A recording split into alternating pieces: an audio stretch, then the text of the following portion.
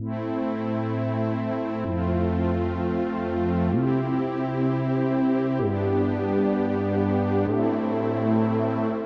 罗斯图波列夫设计局研制的图160白天鹅战略轰炸机和美国罗克维尔研制的 B-1B 枪骑兵战略轰炸机是目前全球最大的两款超音速战略轰炸机，它们都是苏美争霸冷战时期的产物，成为两国空中战略打击的中流砥柱。它们有着很多的相似点，首先外观上就长得非常相似，均采用了可变后掠翼、十字形尾翼和4发布局的设计，尤其是俯视图极为相像，几乎很难分辨出来。图160就像是大号的 B-1B， 而 B-1B 也可以说是小号的图160。也正是因为在外形上高度相仿，很长一段时间来，关于两款轰炸机到底是美国抄袭了苏联，还是苏联窃取了美国设计资料的问题，一直被争论不休。今天我们就来聊聊这两款俄美空军颜值担当的战略轰炸机，究竟谁能更胜一筹？当年在设计高速突防的重型轰炸机的时候，双方不约而同地采用了可变后掠翼技术，机翼展开，展弦比变大，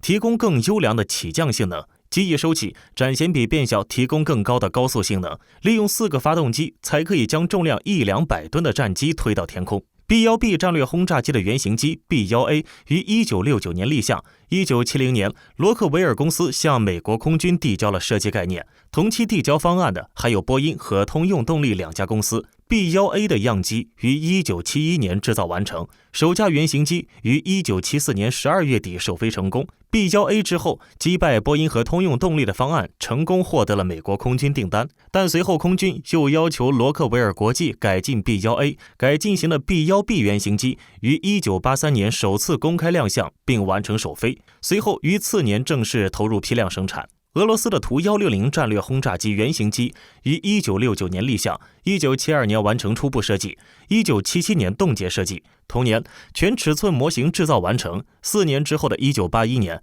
首架图160战略轰炸机原型机完成首飞。从时间上来看，这两款战机的立项时间都在1969年，制造和试飞时间也相差不大，都在上世纪80年代投入使用，准确很难说清到底是谁仿造了谁。美国 B-1B 采用翼身融合体和可变后掠翼设计，机身中段向内翼段平滑过渡，形成翼身融合，既可以减少阻力和雷达反射面积，又增加了升力。机身修长，不止4座座舱，尾部有巨大的后掠垂尾，全动平尾安装在垂尾下方，位置较高。图160的气动外形采用可变后掠翼的布局，其机身纤细，机翼较低，翼套和前缘边条融合机身，可形成扁平的升力体。两侧后缘精细的内段向上竖起，全动式后掠平尾安装在垂尾与背鳍的交界处。我们再来比较一下两架飞机的数据信息。B-1B 战略轰炸机机身长 44.8 米，全翼展 41.8 米，全后掠 26.5 米，机身高度 10.4 米，机翼面积 181.2 平方米，最大起飞重量216吨，最大飞行速度 1.25 马赫，最大航程12000公里，最大内载荷34吨，采用了4台通用电气 F101GE102 加力涡扇发动机，单台最大推力65千牛，加力推力137千牛。图160战略轰炸机机身长 54.1 米，全翼展 55.7 米，全后掠 35.6 米，机身高度 13.1 米，机翼面积232平方米，最大起飞重量275吨，最大飞行速度 2.05 马赫，最大航程16000公里，最大内挂荷载45吨。采用了4台 NK321 加力涡扇发动机，单台最大推力137千牛，加力推力245千牛。从以上数据中，我们不难看出，图160要比 B-1B 大了不少，将近 20%。4台发动机所产生的最大推力，相当于 B-1B 加力时的推力，加力时推力比 B-1B 大了 65%， 速度也比 B-1B 轰炸机快了 0.8 马赫。由于体型较大，图160可以携带148吨的燃料，航程比 B-1B 轰炸机多出了4000公里。图160在载荷量和体型都大于 B-1B 的情况下，飞行速度却远远超出了 B-1B。更高的飞行速度和更大的载荷量，意味着图160具有更强的突防能力和火力打击能力。B-1B 轰炸机有3个机腹弹舱，机身内最大载弹量为34吨，配备旋转挂架，可携带各种制式核弹、常规航弹、战术攻击巡航导弹和反舰导弹等。冷战时期，该机的典型配置是携带84枚 Mk82 无制导航弹或8枚 B6183 核航弹，后者爆炸当量相当于在广岛上空爆炸原子弹的200余倍。苏联解体后 ，B-1B 轰炸机开始执行常规作战任务。为此，该机改进弹舱设计，使其可挂载大量精确制导武器，如24枚 GBU-31捷达姆制导炸弹或 AGM-158 联合防区外空地导弹，30枚 CBU-87、89、97集束炸弹等，可对地面目标进行精确轰炸。此外 ，B-1B 轰炸机还预留有6个双联装外部挂架，可外挂26吨弹药，但是挂架很少使用。在战略武器限制条约中，不能外挂超过12件核武器，而且外挂武器会大大降低飞机的性能，所以 B-1B 在服役中不使用外部挂架。图160内部弹舱最多可携带弹药约为40吨左右，前后2个独立的武器舱，每个武器舱设置一座模块6连装 KMU-65U 旋转武器挂架，可内挂12枚 X55、X555型巡航导弹。X101、102巡航导弹，或在更换4座旋转发射架的条件下，携带24枚 X15巡航导弹。使用常规导弹挂架时，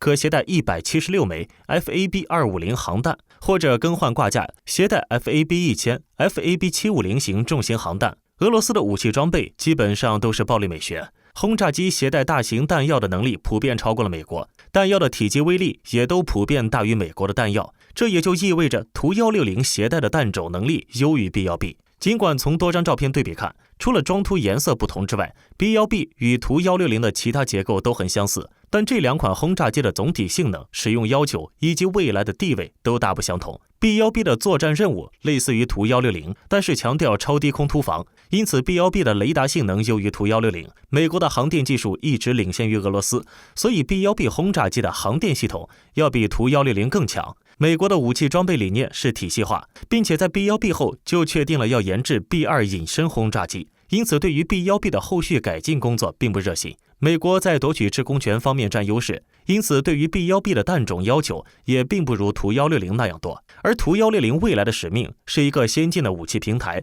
本身的远航程加上远射程的弹药武器，特别是高超音速武器，让图160成为一个具备防区外精确远程打击的平台。而美国已经将这个任务交给了未来的 B-21轰炸机，而图160还在继续深耕，不断提高性能，特别是弹药的配置上，俄罗斯很是用心。总体来说 ，B-1B 本身就是定位高突防能力而研发的，特别是超低空突防能力优秀，但航程、携弹量，特别是携带大型弹药能力以及速度都不如图160。2架飞机看似是互相争斗了近30年的冤家，实则均是命运多舛的难兄难弟。俄罗斯的图160曾被乌方拆机，而美国的 B-1也被打入冷宫，冠有机库公主的称号。美国研制的 B-9A 轰炸机原本是用来替代 B-52轰炸机的，但是因为美空军的战略方针改变，以及高空突防能力不足以应付当时强大的苏联防空火力网，生不逢时的 B-1A 在很长一段时间被列入了冷板凳的行列。之后研制的 B-1B 虽有超音速和隐身2大法宝，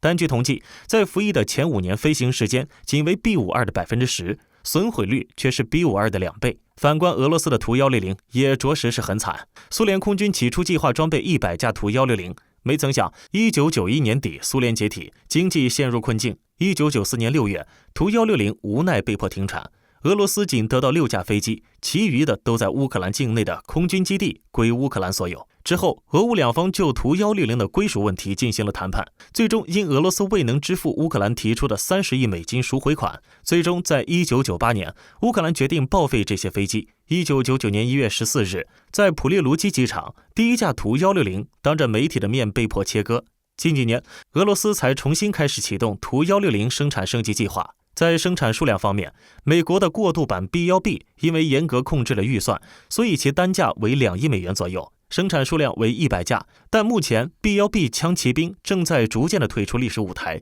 为下一代隐身轰炸机 B-21腾出编制。图160共有35架被制造出来，根据2018年俄罗斯空军的报价，其单价估计在2.85亿美元左右。目前在役数量为17架。从2014年开始，俄军对图160轰炸机的自动驾驶仪、导航和通信系统进行了改进，将6架图160升级到图160M1的标准。2015年，俄罗斯决定恢复对图160的批量生产工作，在2018年更是签署了首批10架新型图160M 轰炸机的订单。大改后的白天鹅将在俄罗斯空军焕发第二春，再战几十年。本期的视频就到这里了，请持续关注我们，既可以收看最新视频，又可以浏览往期的精彩。欢迎在评论区留言，我们下期再见。